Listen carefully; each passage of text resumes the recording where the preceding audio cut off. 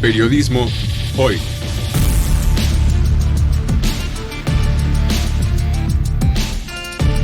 Avatares, riesgos y transformaciones del oficio de informar.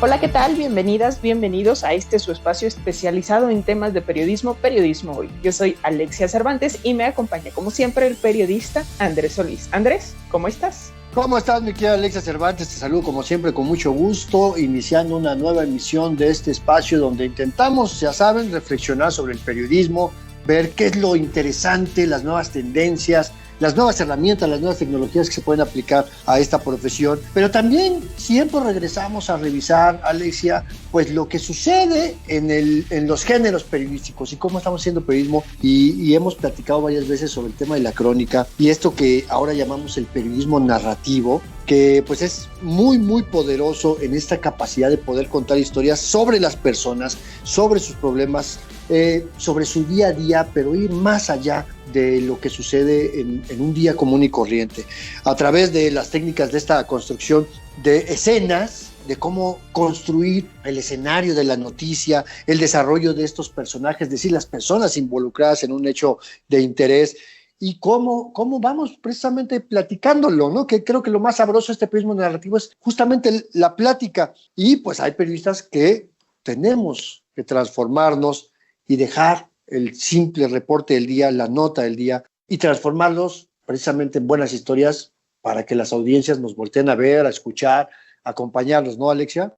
Y fíjate que es un, digamos, enfoque del periodismo que a mí me gusta mucho porque no solamente informa así a secas, ¿no? El cómo, cuándo, dónde y por qué, sino que nos ofrece una comprensión más profunda, no tan a la carrera, abordar los eventos, las personas detrás de la noticia.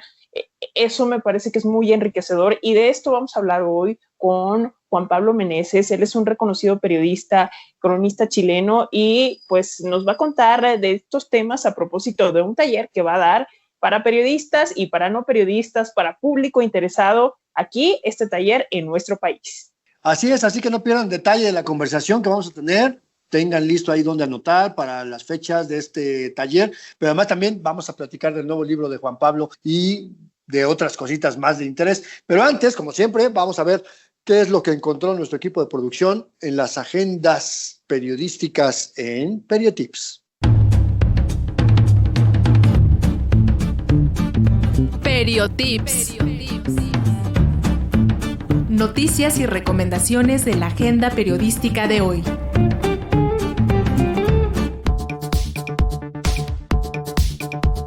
Iniciamos con nuestras recomendaciones. Artículo 19 te invita a participar en su convocatoria Guardianes de Internet. Está dirigido a personas o colectivas creadoras de contenido, comunicadoras, periodistas, defensoras de derechos humanos, activistas y personas que pertenecen a la academia y medios digitales. El objetivo es apoyar la producción de contenidos creativos para comunicar y advertir sobre el impacto de que Internet esté dominada por unas cuantas empresas tecnológicas, quienes tienen el poder de decidir cómo compartimos y accedemos a información en línea. Las inscripciones estarán abiertas hasta el 31 de julio. Para más información, visita la página web www.articulo19.org. La Escuela de Periodismo Carlos Septién García te invita a participar en su curso Periodismo Integral 360 grados. El objetivo es que las y los participantes desarrollen de manera 100% práctica las habilidades que un periodista debe tener actualmente, desde el manejo preciso de la voz hasta el diseño y edición en plataformas digitales y así realizar contenidos asertivos para los distintos tipos de audiencia. Está dirigido a locutores, maestros, profesionales interesados en la creación de contenidos digitales en el ámbito laboral o personal y para público en general a partir de 15 años. Se llevará a cabo del 31 de julio al 10 de agosto. Inscríbete en la página web www.septien.mx. La Universidad Autónoma Metropolitana Unidad Coajimalpa te invita a ser parte del taller de periodismo narrativo, literatura y crónica. Está dirigido a estudiantes de periodismo y comunicación, periodistas y personas del mundo literario que quieran aprender a narrar hechos periodísticos responsables y llamativos. El objetivo es que las y los participantes adquieran herramientas narrativas para crear sus propias obras y piezas periodísticas con profundidad, originalidad y alta calidad para que informen, inspiren y conmuevan al público lector.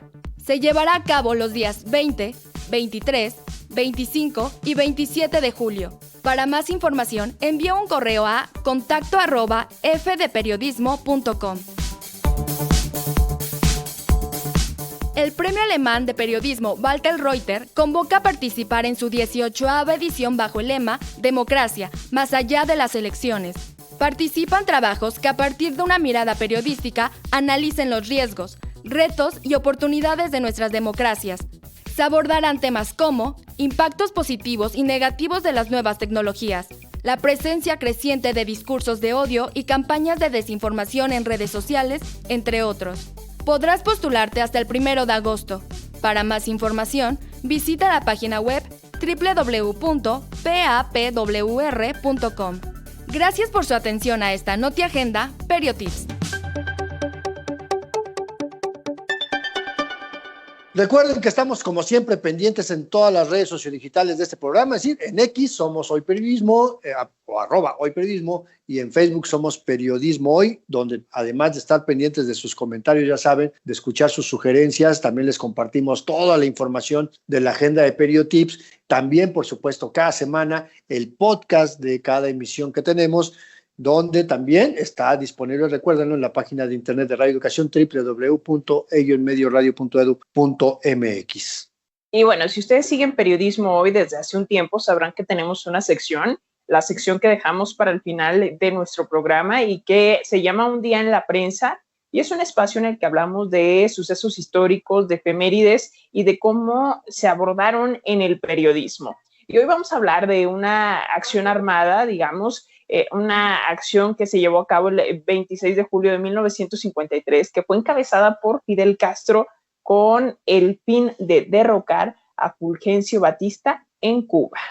Si tienen alguna idea sobre este hecho en concreto de nuestra cápsula de esta semana, mándenos un mensaje con su respuesta a nuestras vías de comunicación, y aquí siempre estamos muy pendientes, que nos manden por WhatsApp también, recibimos mensajes por WhatsApp, llamadas a la cabina que todavía seguimos recibiendo también. Pueden tener la oportunidad de ganarse un libro, llevarse un libro, que en esta ocasión vamos a volver a regalar un libro de nuestro entrañable amigo Omar Raúl Martínez, este libro que se llama Esencia del Periodismo, Ideas, Reflexiones y Aforismos. Y mientras tanto, quédense para que nos acompañen en esta interesantísima conversación que tuvimos sobre el periodismo narrativo.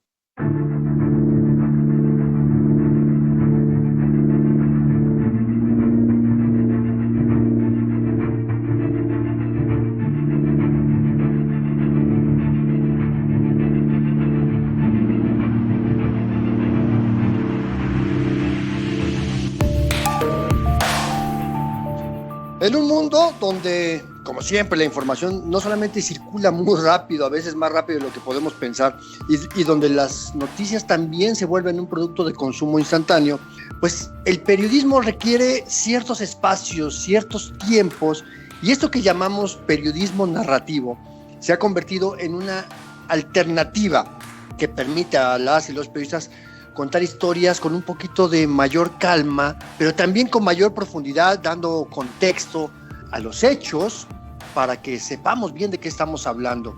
Y justamente, pues para lograr esto, hoy vamos a platicar con Juan Pablo Meneses, reconocido periodista y cronista chileno, autor de libros como Equipaje de Mano, La vida de una vaca y Una vuelta al tercer mundo, solo por mencionar algunos de sus textos que han sido traducidos ya a 7 idiomas, publicados en 20 países, fundador del proyecto de periodismo portátil, y que va a dar un taller sobre literatura y periodismo en la Unidad Coajimalpa de la Universidad Autónoma Metropolitana.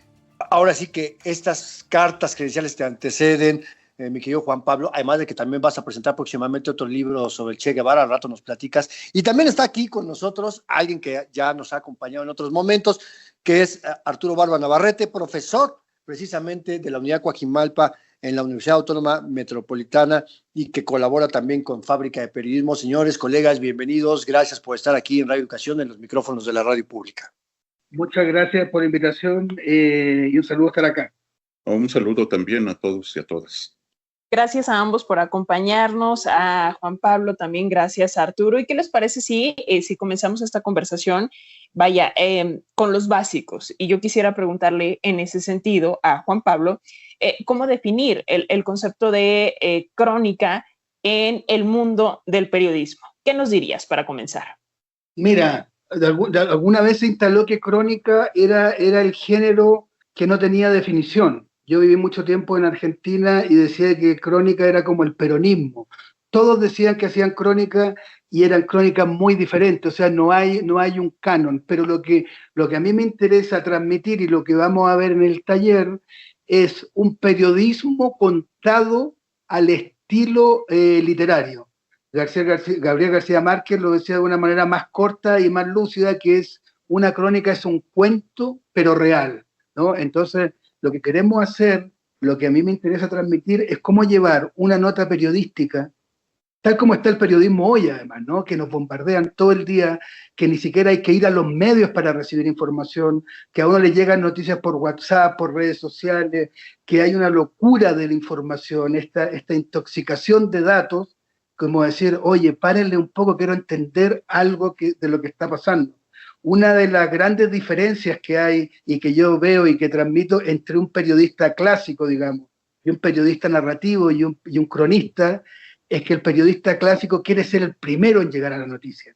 Cuando hay un accidente, ojalá él estar ahí. Cuando hay un derrumbe, ojalá él estar mirando y transmitiendo en vivo. En cambio, el cronista quiere ser el último en llegar. El que te explique la historia, después que salió todo el ruido de la cosa momentánea y te diga, mira, esto es lo que está pasando, esto es lo que nos debería ocupar. Juan Pablo, en esto que estás explicando, creo que habría como que un punto medio, ¿no? Sí, claro, cuando ocurre un hecho noticioso, como por ejemplo ahorita los huracanes, ¿no? En lo que pegan, pues obviamente es el breaking news, la noticia del momento, y hay que decir dónde está impactando, la velocidad de los vientos y si ya hubo personas fallecidas, etcétera, etcétera. Y esta otra parte que puede llegar al lugar de los hechos a reconstruir lo que pasó, y no tiene que ser tampoco a los 2-3 días, inclusive puede ser algunos días, semanas, meses, tal vez años, para reconstruir eso que pasó. Y a lo mejor en medio tiene que haber como que ese punto en donde haya algunos periodistas que van un poquito más allá de el conteo de los hechos del momento, para que puedan ir poniendo un poco de contexto que al final de cuentas a ese tercer periodista que va a llegar a contar la historia más completa, pues le sirva un poco más de elementos. No sé si me explico un poquito lo que te quiero comentar, Pablo. Sí, lo que pasa es que hay una cosa que tiene que ver con cuánto perdura la noticia. Si yo hago una noticia muy rápido para transmitir ahora lo que está sucediendo, esa noticia también va a durar muy poco y va a desaparecer en muy poco tiempo. Entonces, si yo estoy en el huracán ahora y estoy transmitiendo qué emoción, porque ahí viene el huracán y miren lo que pasó, esa noticia, ese despacho de esa persona, puede que incluso esté quedando obsoleto en el mismo momento que él lo está diciendo. En cambio, si yo hago una nota, hago una crónica, hago un libro sobre las consecuencias del huracán, puede ser hasta 1 año, 2 años después, ese libro puede durar 20 años y esa historia seguir siendo interesante y aportándonos a nosotros como comunidad durante mucho tiempo. Acaba de salir un libro en Estados Unidos y en Latinoamérica sobre el derrumbe que hubo de un edificio en Miami hace 3 años, exactamente hace 3 años.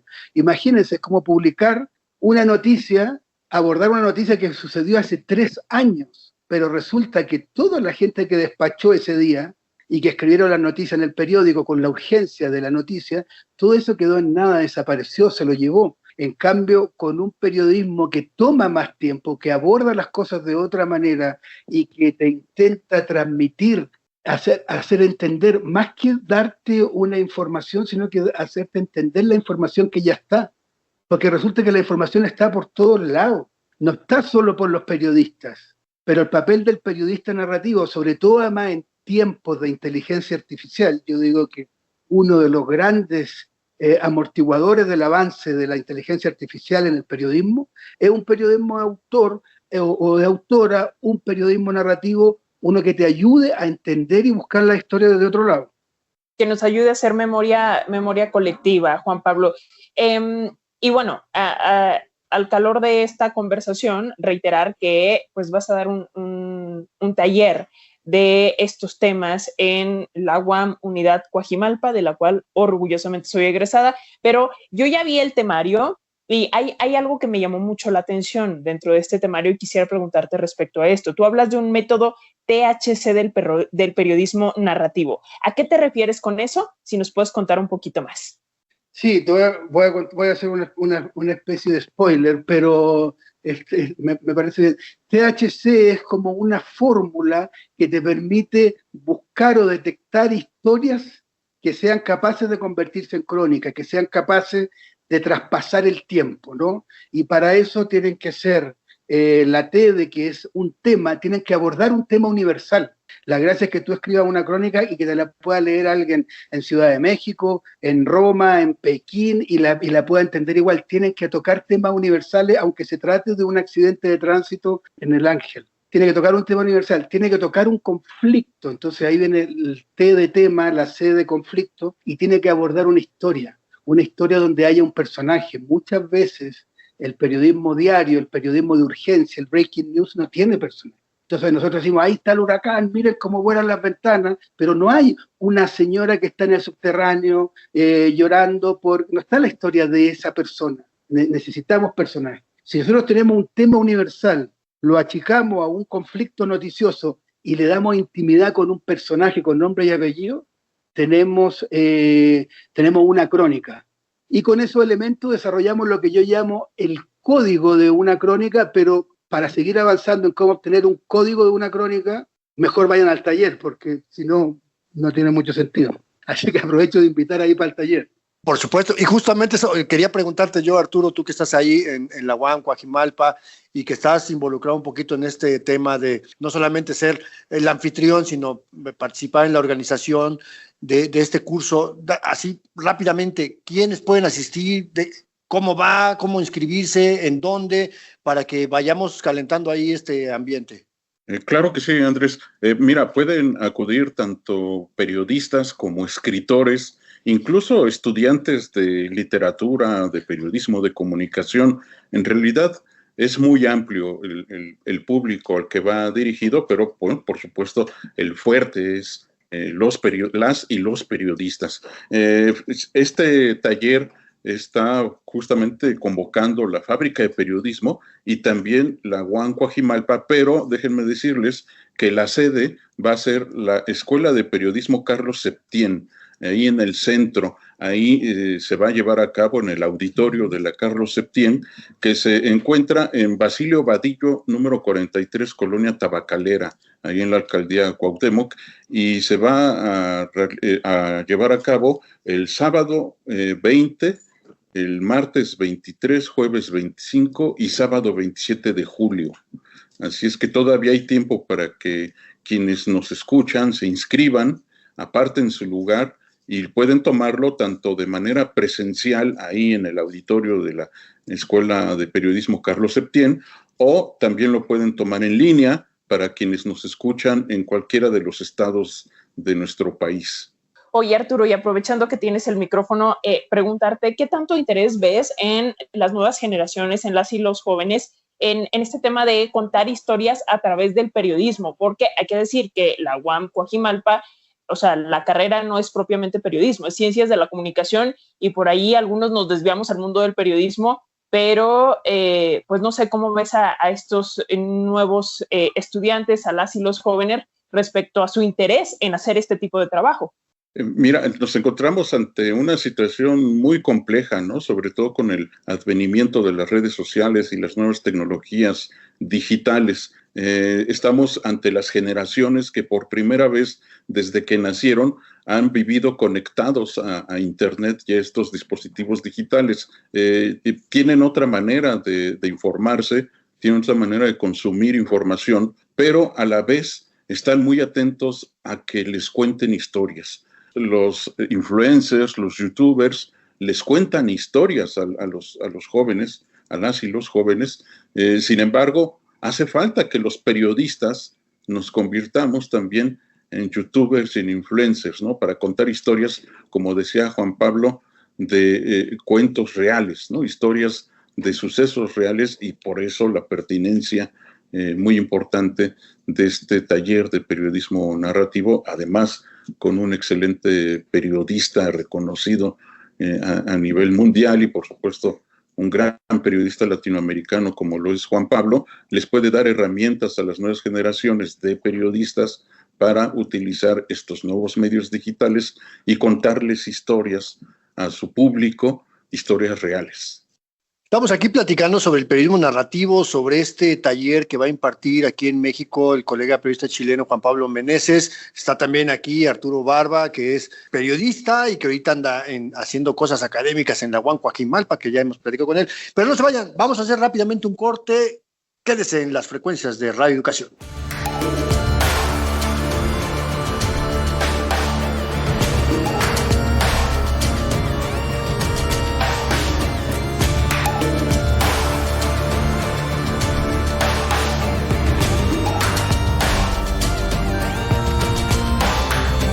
Hacemos una pequeña pausa para recordarles nuestras vías de comunicación. Estamos en redes sociales, en Facebook nos encuentran como Periodismo Hoy y en X estamos como @hoyperiodismo, y también tenemos un número de WhatsApp, es el 55 12 33 29 15, y bueno, pues ahí nos pueden hacer llegar sus mensajitos, sus comunicaciones, y decirles también que tenemos más pistas para nuestra sección Un Día en la Prensa, Andrés. Vamos a hablar de un tema que, de esas cosas que se alinean los astros, y lo van a ver en la conversación con Juan Pablo, ya por el libro que está presentando, pero tiene que ver mucho con este tema, y es que en la cápsula de hoy, pues es un levantamiento armado, una victoria más política que militar, pero estratégica, además, que significó el arranque de una de las revoluciones latinoamericanas más importantes del siglo XX, y que fue una acción que llevó a cabo un pequeño, muy pequeño grupo de guerrilleros. Terminaron en la cárcel, pero los comandaba nada más y nada menos que Fidel Castro. Si tienen alguna idea sobre el tema en concreto de esta cápsula, pues mándenos un mensaje con la respuesta a nuestras vías de comunicación. Mientras tanto, seguimos platicando con Arturo Barba y, claro, con Juan Pablo Meneses.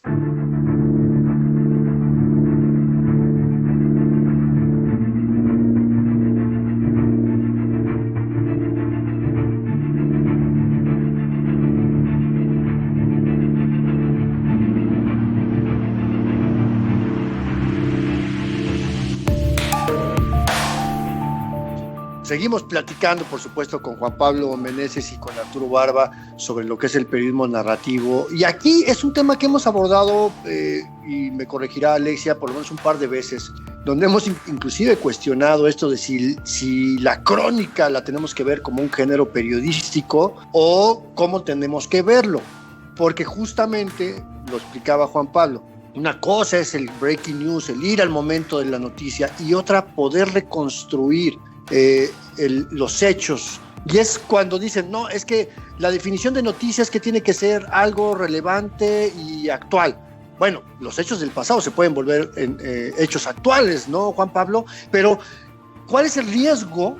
El riesgo de que quien hace la crónica se pueda perder en su propia narración, torcer los hechos, inventar cosas. ¿Cómo lo ves? No, es un riesgo. O sea, a ver, todas las profesiones, todas las actividades, todos los géneros periodísticos, todos los géneros literarios, todos tienen, digamos, riesgo y malos ejemplos que podríamos mencionar, ¿no? Pero en el fondo lo que nosotros tenemos que tratar de hacer acá, y me quiero tomar un poco de algo que decía Arturo antes del corte, que es este tema de transmitir, de la importancia que tiene hoy transmitir, contar bien las historias, ¿no? Entonces, cuando decimos de repente, no, lo que pasa es que en esa universidad no todos se van a periodismo, sino que algunos se van, o sea, a trabajar a empresas, se van a trabajar a organizaciones, se van a trabajar... La gente que trabaja en organizaciones, los periodistas que tienen que, todo el día les exigen que consigan, que cuenten buena historia. Es un error pensar que solo es importante contar buena historia para alguien que trabaja en un medio. Alguien que trabaja en un municipio tiene que contar buena historia y lo contratan para que él cuente buenas historias, no que tenga buenas noticias, que arme historias, que arme relatos, ¿no? Entonces, de alguna manera, el fuerte que nosotros queremos transmitir con este taller y que en el fondo, a mí por lo menos me interesa transmitir, es la utilidad que tiene hoy en día frente a esta lluvia de información que nos vuelve locos, porque nosotros nos enteramos de las noticias sin buscarlas. Las noticias nos persiguen, los datos nos persiguen, uno está durmiendo y de repente te empiezan a llegar noticias sin que nosotros las tengamos que ir a buscar como era antes, es contar historias, ¿no? Y esas historias se cuentan para conectar con las personas, para generar una comunicación, para que podamos crear comunidad. Entonces, en ese sentido, yo potencio un poco la idea de este periodismo narrativo y esta crónica en el sentido de decir, te voy a contar una historia. Pero claro, nos dicen de repente, las nuevas generaciones están mucho en el TikTok, en la rapidez, en las redes sociales, pero eso tampoco es tan así, porque las nuevas generaciones están enchufadas en TikTok, quieren historias de 3 segundos, pero según los rankings, las estadísticas, también las nuevas generaciones son las que más maratonean en Netflix, son las personas que frente a una buena historia pueden estar 10 horas seguidas frente a la pantalla sin soltarla. Entonces no es una cosa de tiempo, es una cosa de narrativa. Y eso es lo que a mí me interesa transmitir. Y cuando dices contar historias, vaya, o sea, no es que vayamos a contar cuentos ficticios o cosas inventadas, o sea, es tal cual armar una buena narrativa. Juan Pablo, en ese sentido, ¿cómo es tu proceso, digamos, de investigación, ¿no? Para armar estos trabajos, estas historias, porque otra vez, no es que te lo saques de la manga, o sea, hay una investigación detrás. ¿Cómo es esto? Sí, mira, en lo personal yo estoy en una búsqueda un poco más radical, digamos, y aprovecho acá un poco a hablar de mi último libro, desde el libro anterior, que está acá en todo México, publicado por Tusquets, que se llama Una historia perdida, y ahora estoy lanzando uno nuevo que se llama Revolución. Yo hice un cambio autoral, entonces estoy pasando de la crónica literaria, que estamos hablando ahora, a una cosa que yo le llamo literatura crónica, ¿no? Entonces estoy haciendo mucha investigación para el libro actual que acabo de lanzar, que se llama Revolución. Hice mucha investigación sobre una historia del Che Guevara, hice una denuncia oficial que nunca se había hecho, tuve que ir a un lugar, firmar unos papeles, timbrar, fui protagonista de esa historia real, pero a la hora de publicarla, la publiqué como novela. Un poco por lo que se hablaba acá de repente de los riesgos, creo que Andrés lo decía, de los riesgos de que el autor le ponga un poco de su cosecha o lo exagere. Entonces, estoy experimentando con la idea de cómo desde la literatura hoy se puede hacer un mejor periodismo. Algo de eso también voy a hablar en el taller, porque nosotros como periodistas nos tenemos que obligar a ponernos en encrucijada. Y yo siento que hoy el periodismo que nos venden como oficial, el periodismo que nos venden como de referencia, está salpicadísimo con la ficción. No estoy diciendo que esté todo inventado, pero hay muchas cosas que están ficcionadas. Entonces, ¿qué pasa si nosotros los periodistas nos tomamos el campo de la ficción también como otra herramienta del periodismo? Digo, no es una respuesta que yo debería decir ahora, sí, hagámoslo, o no, por nada del mundo. Siento que uno como autor tiene que obligarse de repente a explorar esas cosas, ¿no? Y este es un programa de periodismo que reflexiona sobre el periodismo, entonces me parece que es un lugar interesante para también reflexionar de eso. ¿Cuánto del periodismo que nos venden como serio es pura ficción? Exactamente, y justo esa fue una de las motivaciones que hicieron que creáramos este programa, o sea, criticarnos desde adentro, vernos en el espejo y ver lo que hacemos mal como periodistas, como medios, y encontrar justamente estas rutas, ¿no? Del periodismo que puede ser una alternativa, porque también tenemos la misión de salvar al periodismo en esta vorágine de información, de desinformación, de mala calidad, de falta de capacitación, de falta de profesionalismo, de este rompimiento que hay entre la academia y la vida profesional. Pero regresando un poquito a esta parte creativa, ¿qué requisitos le pones tú a un hecho noticioso para que se convierta en una buena historia? Sí, mira, te voy a responder eso, pero quiero decirte una cosa antes, un segundo. y por eso me encanta, me entusiasma y como que me dan ganas de hablar más, porque precisamente es difícil encontrar en Latinoamérica, que recorro mucho, un programa como este. Entonces te digo, está sucediendo un cambio. Muchos periodistas están pasando de escribir noticias a generar contenido. Y ese es un cambio muy radical que es necesario abordarlo y que obviamente en el taller también lo vamos a abordar. Porque no es lo mismo ir detrás de una noticia que ir detrás de generar un contenido. No es lo mismo ir detrás de una verdad que ir detrás de conseguir audiencia, ¿no? Y eso es un tema importante. Paradójicamente, las historias, está calculado que una buena historia genera mucha audiencia igual. Que una buena historia genera muchos clics.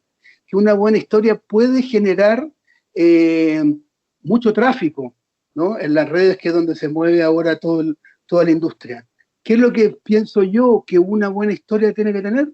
Tiene que ser una historia que no se quede en su historia misma, porque eso sería una anécdota. Tiene que ser una historia que sirva para representar cosas más amplias. Tiene que ser una historia con pies. Eso quiere decir que una historia que camine, que siga avanzando, que de repente diga uno, oye, yo estoy leyendo una historia de unos atletas en Kenia, pero en realidad me está haciendo reflexionar sobre lo que me pasa a mí en Ciudad de México, que ni siquiera vivo en Kenia, que ni siquiera soy atleta. Pero estos atletas que tienen que decidir desde muy temprana edad si se van a competir a Europa para triunfar o quedarse en su país luchando para sacar el país adelante, de repente una disyuntiva que me pasa a mí también, viviendo en Ciudad de México. Entonces, siento que una historia tiene que permitirnos abordar temas que interpelen al lector. Porque el lector, ¿qué es lo que hace? Cuando a un lector le gusta una crónica, cuando la crónica lo interpela, la crónica es un espejo, la crónica hace que él se vea ahí. Por eso a mí no me gusta mucho este periodismo que yo le llamo el periodismo miseria, ¿no? Que es hacer solo crónica de barrios marginales, de cosas que están como en otro planeta, como que la pobreza y la miseria fuera otro planeta, que no tiene una generación, que esas miserias y esos problemas no se generan en buenas oficinas que están en el centro de la ciudad, sino que fuera como una cosa porno miseria, que le dicen en Colombia. A mí me gustan las crónicas que te ayudan y las historias que te ayudan a interpelarte a ti como ser perteneciente a una comunidad. Oye, Juan Pablo, y bueno, no sé, yo siempre les digo a mis alumnos, cuando me dicen, es que yo no soy creativo, yo no tengo creatividad, yo siempre les digo que la creatividad se alimenta, no es como que uno nazca y diga, ay, qué creativo soy, ¿no? Pero justo en este trabajo de alimentar a la creatividad, siempre creo que es importante pues estar consumiendo a otros escritores, a otros periodistas, estar consumiendo contenido para pues justo nutrirnos, ¿no? Y entonces desencadenar diferentes elementos y narrativas de los que podamos echar mano. ¿Qué autores, qué periodistas han influenciado pues tu propio estilo y tu enfoque narrativo?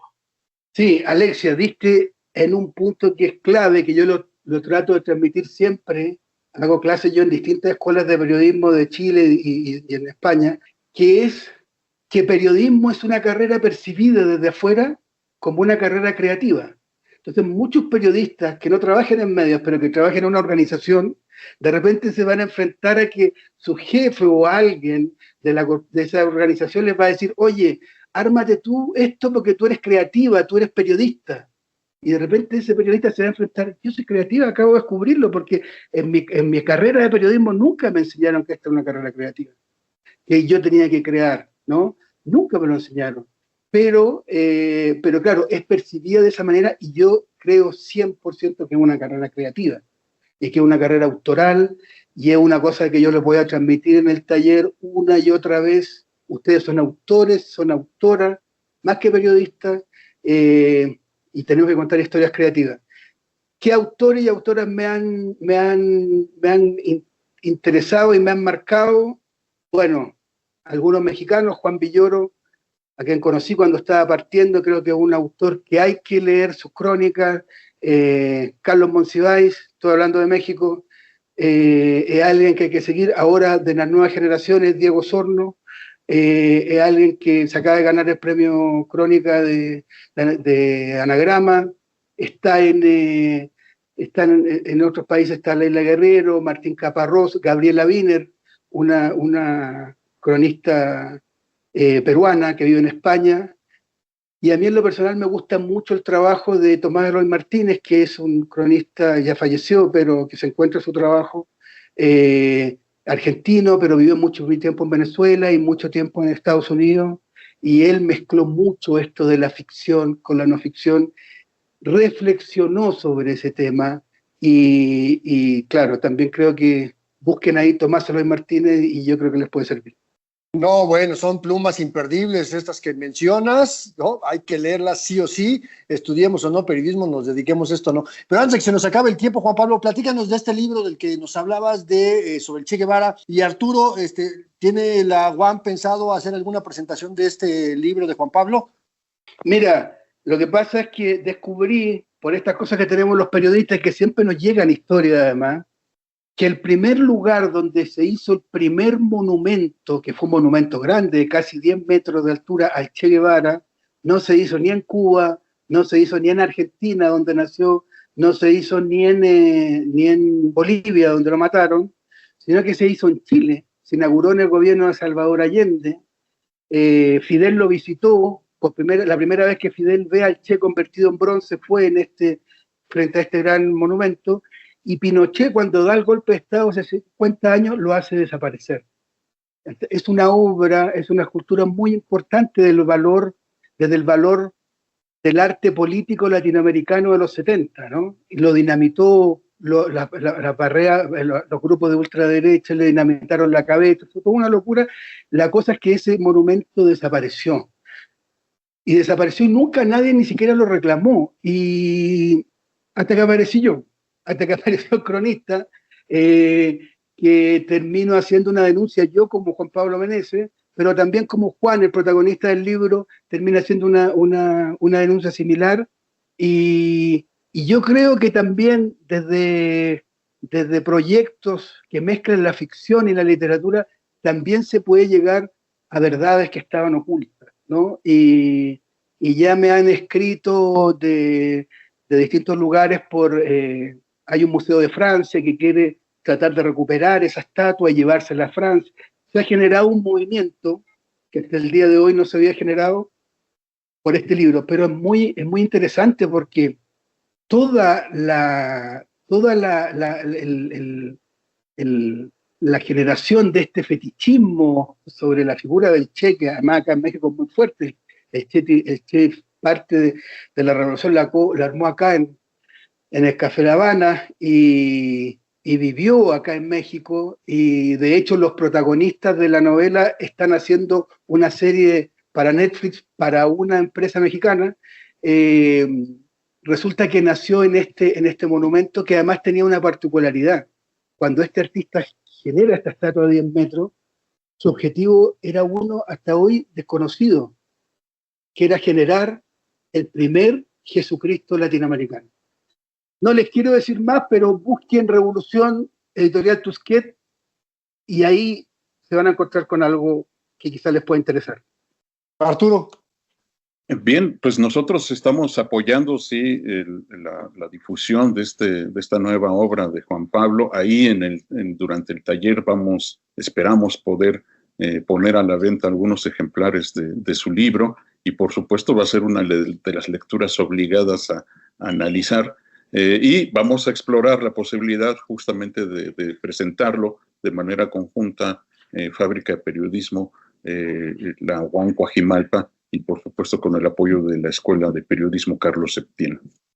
Oye, Arturo, ¿nos puedes por favor recordar cómo nos inscribimos? Bueno, ya nos decías que pues básicamente cualquier persona interesada en contar historias puede anotarse a este taller, pero ¿nos puedes recordar fechas y cómo le hacemos para inscribirnos? ¿Dónde llamamos? ¿A dónde mandamos un correo electrónico? ¿Cómo está la cosa? Claro, sí. Lo más fácil es justamente mandar un correo electrónico a contacto@f de periodismo, F de fábrica, de periodismo todo junto.com. Es contacto@f de periodismo.com. Ahí les vamos a proporcionar más información, por supuesto el programa que vamos a analizar durante el taller, que se va a llevar a cabo el mes de julio, este mes, el sábado 20 y sábado 27 de 11 a 14 horas y el martes 23 y jueves 25 de 19 a 21 horas. Les recuerdo que pueden acudir de manera presencial allá al auditorio de la Escuela de Periodismo Carlos Septién, o también puede ser en línea a través de la plataforma Zoom de la UAM Coajimalpa. Juan Pablo, pues te toca hacer tu propio comercial, tanto ya hiciste el de tu libro, pero también el del taller. O sea, ¿por qué cualquier periodista, persona literata, estudiantes, por qué tendrían que ir a tu curso? Sí, me quería agregar algo a partir de lo que decía Arturo. Puede ser el taller 100% presencial, porque voy a estar ahí yo los 4 días. Puede ser online, si es que no están acá, pero también puede ser una mezcla, porque de repente hay alguien que dice, yo puedo ir a las 2 sesiones presenciales de los sábados, pero el martes y jueves no voy a poder ir, entonces lo puedo hacer online. Eso también se puede. Miren, yo siento que aprender a contar buenas historias es como aprender un nuevo idioma. Entonces, todo lo que te hablan de lo que tú ganas aprendiendo un nuevo idioma es un poco lo que yo siento que ustedes pueden ganar aprendiendo a contar buenas historias, y que les va a servir en términos de trabajo, en términos de conectar mejor con personas. De repente uno aprende a contar buenas historias y hay algo que cambia, ¿no? Y entonces en ese sentido, eso lo vamos a explorar, vamos a leer autores, y también en todos estos espacios, y lo digo por experiencia porque llevo mucho tiempo haciendo estas actividades, también se genera una red entre la gente que va. O sea, es probable, si tú estás escuchando esto y te gusta la crónica, te gusta el periodismo narrativo, que vas a entrar y vas a ir a un espacio donde va a haber más gente como tú, con la cual vas a poder conectar, y seguramente seguir conectada después de que yo me vaya, y ya quizás, no importa dónde esté, el taller va a continuar. Pues ahí está, muchísimas gracias, Juan Pablo Meneses, reconocido periodista, cronista chileno. Gracias por compartir esto con nosotros, por aventarte a dar este taller para la comunidad y todos los interesados de la Universidad Autónoma Metropolitana Unidad Coajimalpa. Y bueno, pues ya nos estaremos viendo por allá. Gracias, Juan Pablo. Gracias a ustedes, muchas gracias, y los felicito por el programa. Y gracias también a Arturo Barba Navarrete, profesor de la UAM, colaborador de Fábrica de Periodismo, por pues armar la logística y hacer que este tipo de talleres, que este tipo de oportunidades se hagan una realidad. Gracias, Arturo. No, de nada, al contrario, muchas gracias a ustedes por el espacio y por el interés.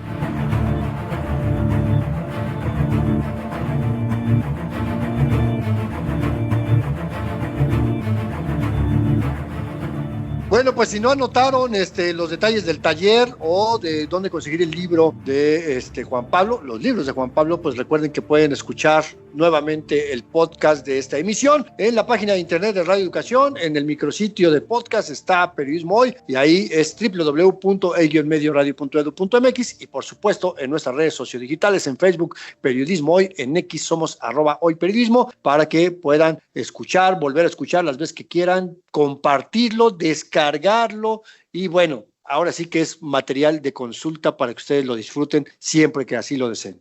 Y bueno, ya casi se nos termina el tiempo de este programa, pero no nos podemos ir sin nuestra sección Un Día en la Prensa. Es una sección que escribe Andrés Solís, es un espacio en el que recordamos distintos sucesos históricos, efemérides y su abordaje en el periodismo. Y el tema de la cápsula de hoy tiene que ver con antecedentes a la Revolución Cubana. Escuchen bien, ¿de qué se trata?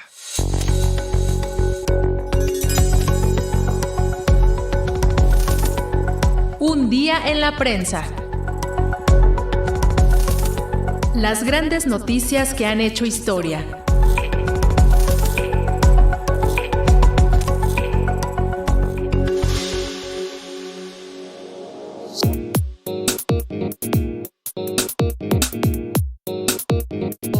Fue el preámbulo de la revolución socialista más importante de América Latina.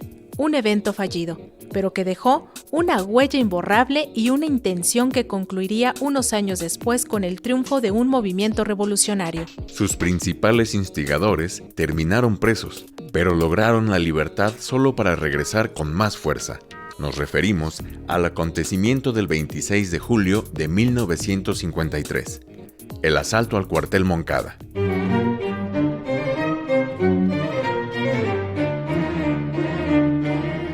Antes, el 10 de marzo de 1952, Fulgencio Batista encabezó un golpe de Estado en Cuba, a 3 meses de las elecciones presidenciales, en las que habría quedado en tercer lugar.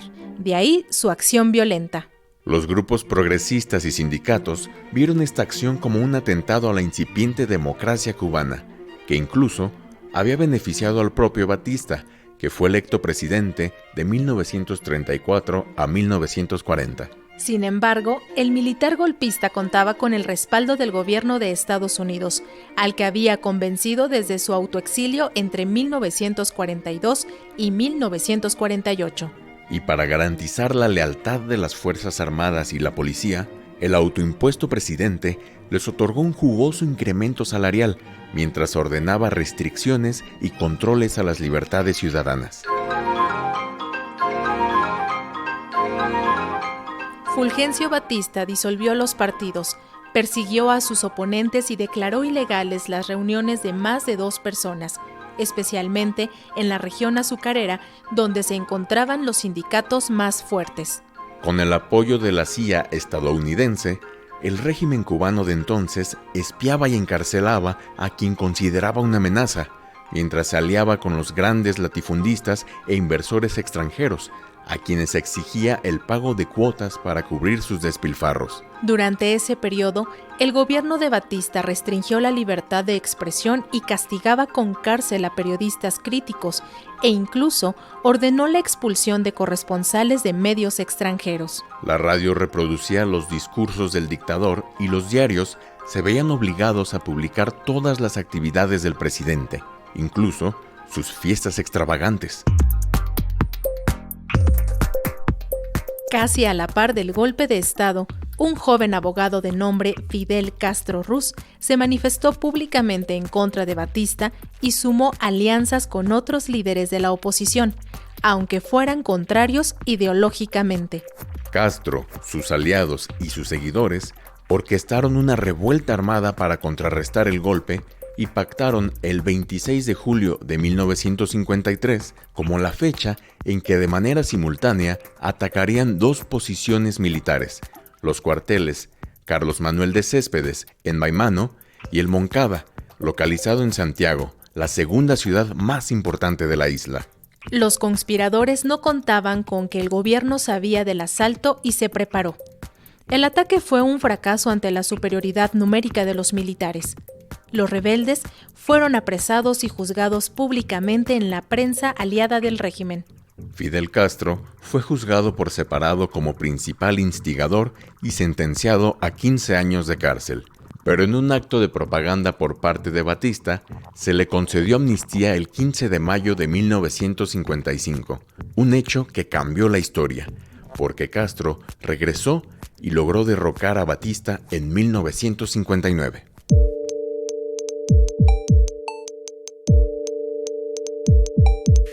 El asalto al cuartel Moncada dio nombre al movimiento guerrillero que culminó con el triunfo de la Revolución cubana y fue inspiración para otros movimientos sociales en América Latina. Pese a haber sido un rotundo fracaso, terminó siendo triunfante. Y aunque la Revolución cubana terminó con acciones similares a las de Batista, el 26 de julio de 1953 es una fecha que sigue ocupando importantes espacios en la prensa, en Cuba, en América Latina y en muchos medios del mundo.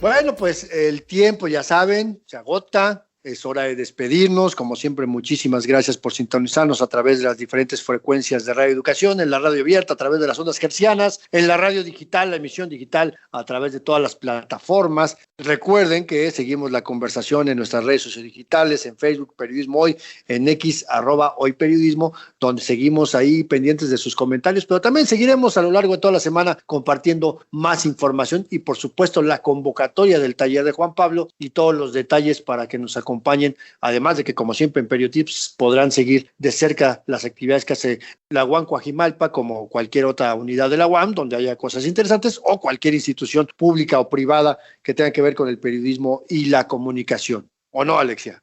Yo pues taza para el taller, Andrés Solís, así que pues por allá nos estaremos viendo y mientras tanto nos escuchamos la próxima. Como siempre, un placer acompañarte en este espacio, Alexia Cervantes. Nos escuchamos la próxima.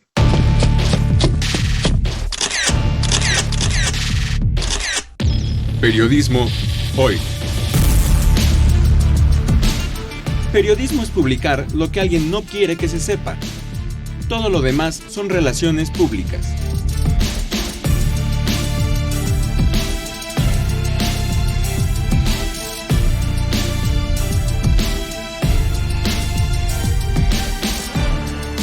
Trabajamos para usted en el servicio social Karen Sanabria y Viridiana Ortega, en la edición digital Alejandro Ramírez, la musicalización de Óscar Solís, Edith Rojas en la asistencia de producción, en la conducción Alexia Cervantes y Andrés Solís, en una producción a cargo de Graciela Ramírez para Radio Educación.